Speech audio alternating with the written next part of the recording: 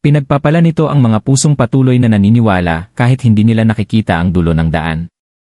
Sa espiritualidad ng mga Pilipino, madalas sabihin ng mga matatanda, kapag ang hangin ay kumalma pagkatapos ng bagyo, may biyayang paparating.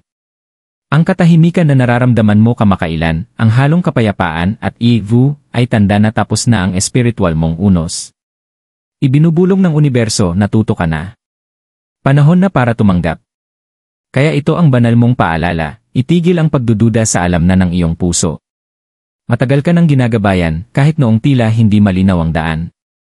Bawat pagkaantala, bawat pagliko ay hindi parusa kundi paghahanda. Hindi ka kailanman nakalimutan, Gemini, ikaw ay pinino. Kapag dumating na ang senyales at darating ito, tanggapin mo ito ng may biyaya. Sindihan ang puting kandila, ilagay ang kamay sa iyong dibdib at marahang sabihin. Handa na akong tumanggap. Tiwala ako sa banal na takbo ng aking buhay. Damdamin mo ang mga salitang ito hanggang sa dulo ng iyong kaluluwa. Dahil kapag binigkas mo ito, tutugon ang universo. Magsisimulang gumalaw ang enerhiya. Ang mga pintong minsang sarado ay muling mabubuksan.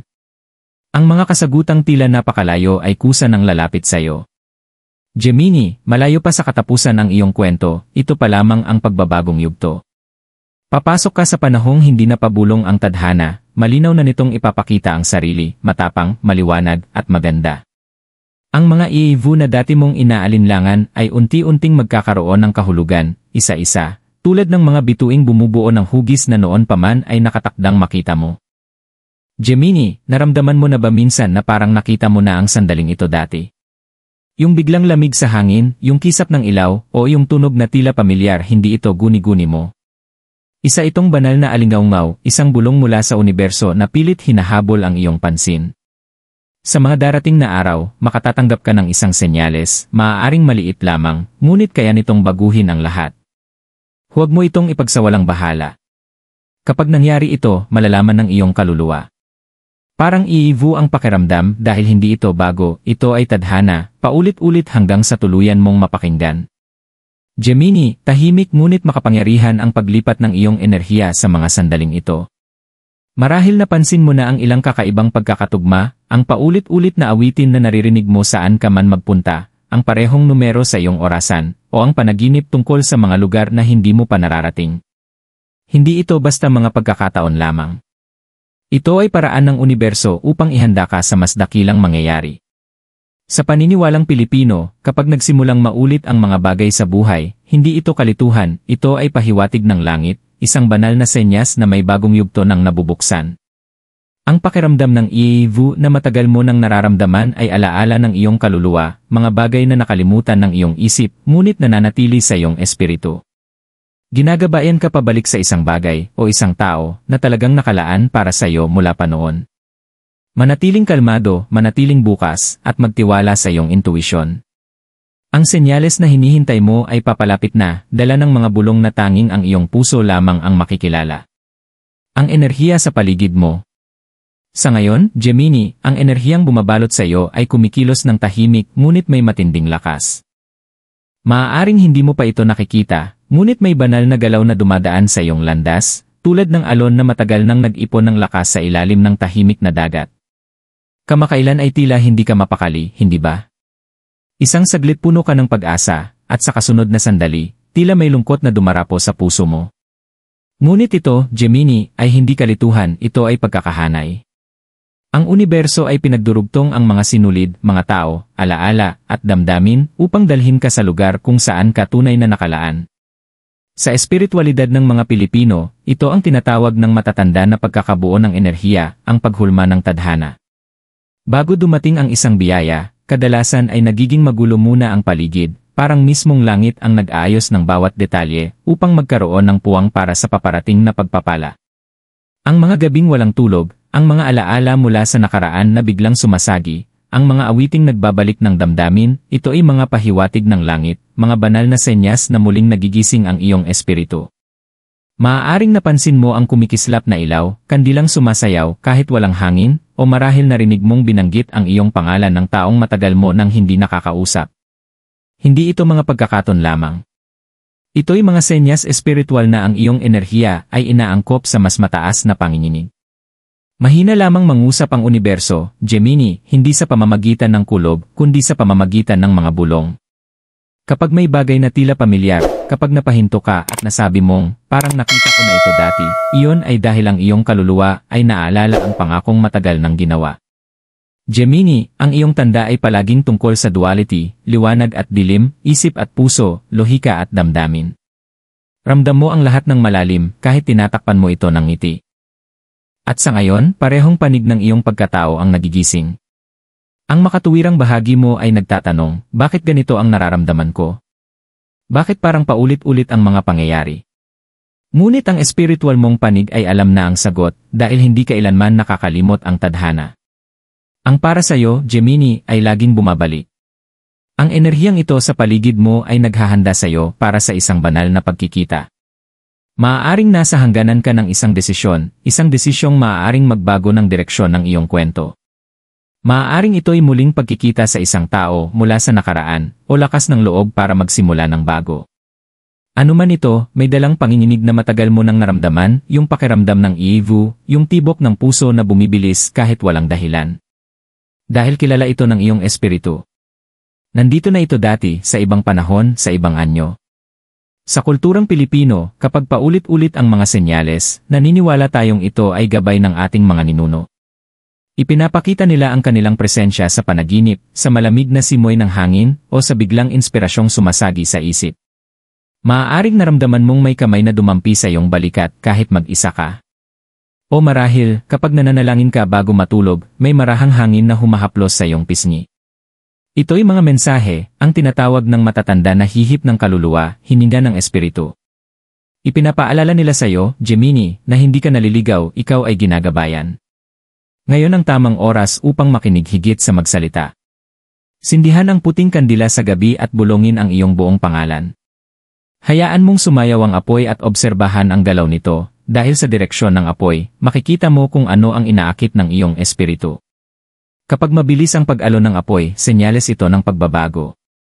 Kapag kalmado, ito'y kapayapaan na papalapit.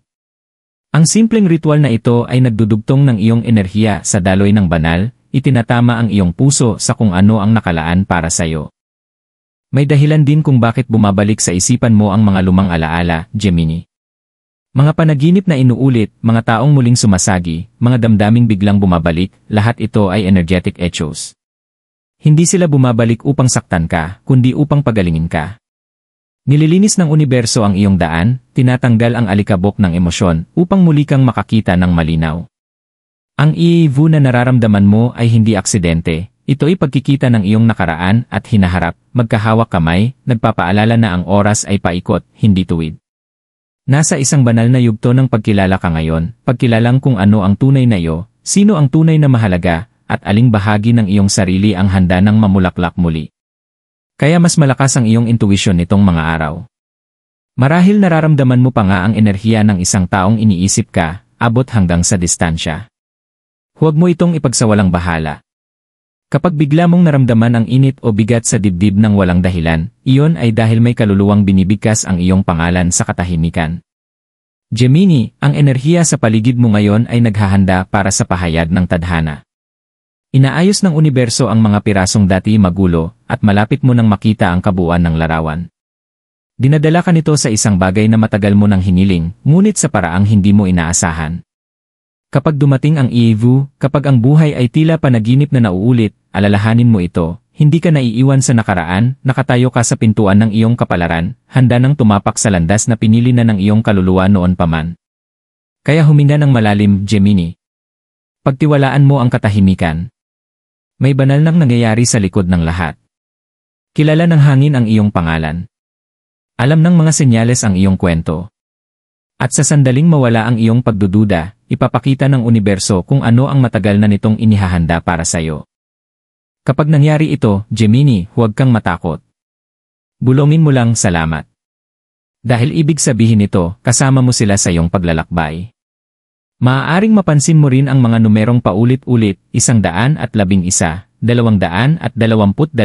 o 555. Hindi ito basta mga pagkakataon. Ito ay mga angelic codes, mga mensahe ng banal na pagkakaayon. Sa paniniwala ng mga Pilipino, kapag umuulit ang mga pattern, ito ay panawagan upang bigyang pansin. Ang bilang na isa ay senyales ng bagong simula. Ang dalawa ay pagkakaisa o balanse. At ang 5 ay pagbabago at banal na pagkilos. Kapag paulit-ulit mong nakikita ang mga bilang na ito sa orasan, resibo, o plaka, tandaan mo, ito ay bulong ng langit na nagsasabing, kasabay ka sa agos. Maaring dumating din ang senyales sa anyo ng emosyon. Maaaring maramdaman mo ang isang katahimikang hindi mo maipaliwanag, o kaya'y bigla kang mapaluha, magka-goosebumps, o maramdaman ang bigat sa dibdib na kasing bilis ding mawawala. Ito ang wika ng iyong kaluluwa, Gemini. Kapag hindi kaya ng salita, ang katawan ang nagsasalita. Sa mga pamahiin ng Pilipino, kapag may biglang ginaw na walang dahilan, naniniwalang may espiritu o anghel na dumaan, nagbabasbas o nagbababala. Kaya kapag naramdaman mo yon, huwag mo itong ipagsawalang bahala. Sabihin mo ng marahan na intindihan ko. Dahil sa kaibuturan mo, alam mo nga. Kahit hindi mo masabi kung bakit. Gemini, dahil sa iyong likas na 2 anyo, sensitibo ka sa pisikal at espiritual na mundo. Nakikita mo ang mga detalye na hindi napapansin ng iba. Nararamdaman mo ang enerhiya sa boses ng tao, sa hangin ng isang silid, maging sa katahimikan. Ang kakayahang ito ang iyong gabay ngayon. Ang senyales na darating ay hindi sisigaw, ito ay bubulong lamang. At tanging mga pusong marunong makinig ang makikilala ito. May maliit na ritual kang maaaring gawin upang ihanda ang sarili mo. Ngayong gabi bago matulog, sindihan mo ang isang puting kandila at maglagay ng baso ng malinaw na tubig sa tabi nito. Bulongin ang iyong buong pangalan ng 3 beses, sa kasabihin, ipakita mo sa akin ang katotohanang nakalaan para sa akin. Hayaan mong umilaw ang kandila sa loob ng 7 minuto habang dahan-dahan kang humihinga. Obserbahan ang apoy, kung ito'y yumuko patungo sa iyo, ibig sabihin bukas na ang iyong enerhiya at handa ka ng tumanggap. Kung ito'y kumislot ng malakas, kailangan pa ng paglilinis ng emosyon. At kung ito'y nagliyab ng kalmado at matatag, malinaw na ang iyong daan, malapit na ang senyales. Pagkatapos, isulat mo ang unang salitang pumasok sa isip mo sa isang kwaderno. Maaaring tila walang kahulugan sa una, pero hindi ito basta-basta. Ang salitang iyon, imahen, o pangalan ay maaaring mismong senyales na mauulit sa mga darating na araw. Ang ritual na ito ay may malalim na ugat sa espiritualidad ng mga Pilipino, naniniwala ang ating mga ninuno na ang tubig ay sumisipsip ng mga mensaheng mula sa langit, at ang apoy ang nagsasalin nito sa wika ng tao. Maaaring dumating din ang senyales sa pamamagitan ng ibang tao. Baka may magsabi ng pangungusap na tila narinig mo na dati. O baka may estrangherong titingin sa iyo na parang matagal mo na siyang kilala. Huwag mo itong isipin ng sobra. Ginagamit ng universo ang mga tao bilang sisidlan ng mga mensahe. Ang tamang salita, ang tamang oras, lahat iyon ay inayos ng tadhana. At kapag dumating ang Ivu, mararamdaman mo ang banayad na kuryente sa iyong dibdib, parang alaala na muling nagising. Maaari mo pang masambit, nangyari na ito dati. At totoo, nangyari na nga, ngunit sa ibang anyo. Dahil para sa kaluluwa, ang oras ay hindi tuwid. Ito'y paikot, mga aral, pagkakataon, at banal na oras na muling umikot. Hindi mo muling binubuhay ang nakaraan, Gemini, muling nakakaharap mo ang tadhana sa panibagong liwanag. Sa mga pamahiin ng Pilipino, kapag nagsimulang mag-etyo ang buhay, kapag paulit-ulit ang mga senyales at tila mabigat ang puso, sinasabing ito'y panawagan ng langit upang makinig ka. Huwag mong takasan ang mga senyales, Gemini. Lumapit ka pa. Ang Ivu ay hindi upang lituhin ka, ito'y paalala na alam na ng iyong kaluluwa kung saan ito patungo. Kaya kapag dumating ang sandaling iyon, maging ito man ay isang panaginip, isang amoy, isang awitin, o isang bugso ng damdamin, huminto ka at huminga. Ilapat mo ang kamay mo sa iyong dibdib at sabihing marahan, nakikinig ako. Dahil iyon lamang ang gusto ng universo mula sa iyo, ang makinig, magtiwala, at maalala na ang pamilyar na pakiramdam ay hindi pagkakulong kundi kumpirmasyon. Gemini, ikaw ang tulay sa pagitan ng nakikita at hindi nakikita, ng kasalukuyan at ng naghihintay sa kabila. Ang senyales na malapit mong matanggap ay hindi lamang tutugon sa iyong mga dasal, gigisingin din nito ang iyong layunin. At kapag dumating na ito, mauunawaan mo kung bakit kailangang mangyari ang lahat sa tamang paraan at oras. Ang Ivu ay hindi lang magiging pamilyar, mararamdaman mo na parang nakabalik ka na sa tahanan. Gemini, habang papalapit sa katapusan ang banal na mensaheng ito, huminga ka ng malalim at damhin ang enerhiyang unti-unting bumabalot sa iyo. Lahat ng iyong naranasan, bawat panaginip na paulit-ulit, bawat pamilyar na senyales, bawat tahimik na hatak sa iyong puso, hindi iyon basta mga pagkakataon lamang. Ito ay paraan ng universo upang marahang ibalik ka sa landas na noon pa man ay nakalaan para sa iyo. Ang mga iivu na patuloy mong nararamdaman ay bulong ng langit na nagsasabing, nakaayon ka na. Handa ka na. Ang sandaling ito ay hindi tungkol sa paghula ng kinabukasan, kundi sa pag-alala kung sino ka talaga.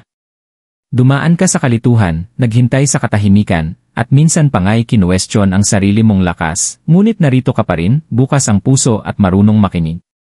Iyan ang dahilan kung bakit napakalakas ng enerhiyang ito, Gemini. Ang universo ay ginagantimpalaan ang may kamalayan. At kapag dumating na ang sandaling iyon, huwag kalimutang magpasalamat, hindi lamang sa langit, kundi sa iyong sarili, sa tapang mong maniwala. Dahil minsan, ang pinakadakilang himala ay hindi ang senyales mismo, kundi ang sandaling nakilala mo na ito. Kaya, Gemini, kapag muling bumalik ang iyong iivu, ngumiti ka. Hindi ito pag-uulit ng iyong isipan, ito ay paalala ng iyong kaluluwa. Na kailanman, hindi ka nakalimutan ng universo.